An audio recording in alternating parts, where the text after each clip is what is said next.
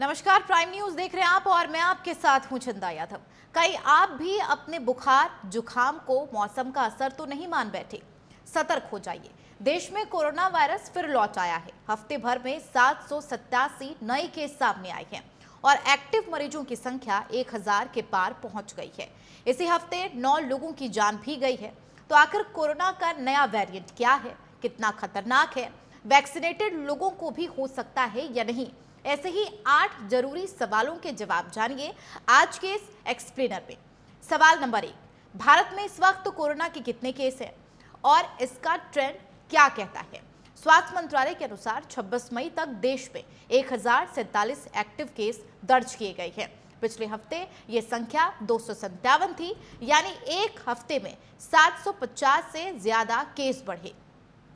केरल में सबसे ज्यादा 430 एक्टिव केस मिले हैं। इसके बाद दिल्ली में 104 केस हैं। केसों में यह उछाल आने वाले हफ्तों के लिए संकेत हो सकता है।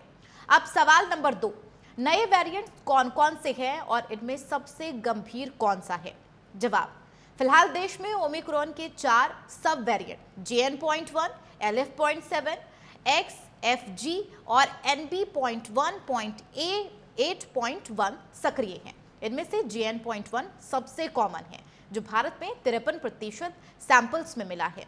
इसकी शुरुआत लग्जमबर्ग से हुई थी और भारत में दिसंबर 2023 में पहला मामला सामने आया। WHO ने इसे वेरिएंट ऑफ इंटरेस्ट माना है। JN.1 तेजी से फैलता है, लेकिन इसकी गंभीरता डेल्टा जैसा नहीं है। इसके करीब 30 म्यूटेशंस इम्यून सिस्टम को चकमा दे सकते हैं। अब सवाल नंबर 3, ये नए वेरिएंट फैलते कैसे हैं और इनकी संक्रमण दर क्या है?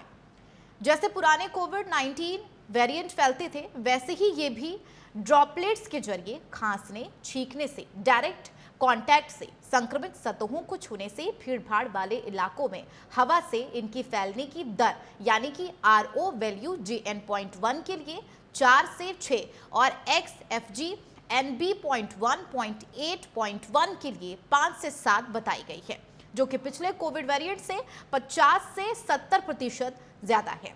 अब सवाल नंबर 4, वैक्सीनेटेड लोग भी संक्रमित हो सकते हैं? जी हां, डॉक्टर संशयन रॉय बताते हैं कि जिन लोगों को वैक्सीन लग चुकी है, उन्हें भी नया वेरिएंट संक्रमित कर सकता है। हालांकि वैक्सीन गंभीर लक्षणों से बचाती है। शरीर में बनी इम्यूनिटी अभी पूरी तरह खत्म नहीं हुई है। सवाल नंबर 5, किन लोगों को नया वेरिएंट ज्यादा प्रभावित कर रहा है? 65+ उम्र के बुजुर्ग को, जो 1 साल से छोटे बच्चे हैं। भारत में अभी कम केस, कमजोर इम्यूनिटी वाले लोग जैसे कि कैंसर, HIV मरीज, अधिक ट्रैवल करने वाले लोग, जैसे हाल ही में ट्रेन से लौटी नोएडा की महिला, बूस्टर डोज न लेने वालों में रिस्क ज्यादा पाया गया है। अब सवाल नंबर 6, क्या मास्क और सोशल डिस्टेंसिंग फिर जरूरी है? विशेषज्ञों के अनुसार सावधान रहना होगा। मास्क पहनना, हाथ धोना, भीड़ से बचना अभी जरूरी है। सवाल नंबर 7, क्या नए वेरिएंट से लड़ने के लिए कोई वैक्सीन है? फाइजर बायोनेटेक XBB.1.5 के लिए अपग्रेडेड 50 से 60% प्रभावी मॉडर्ना 2024 वर्जन लक्षणों को हल्का करता है।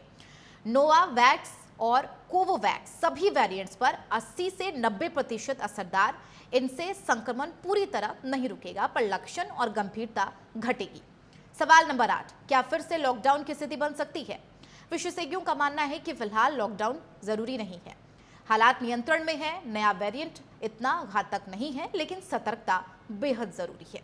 ऐसी ही खास खबरों के लिए आप देखते रहिए प्राइम न्यूज। नमस्कार।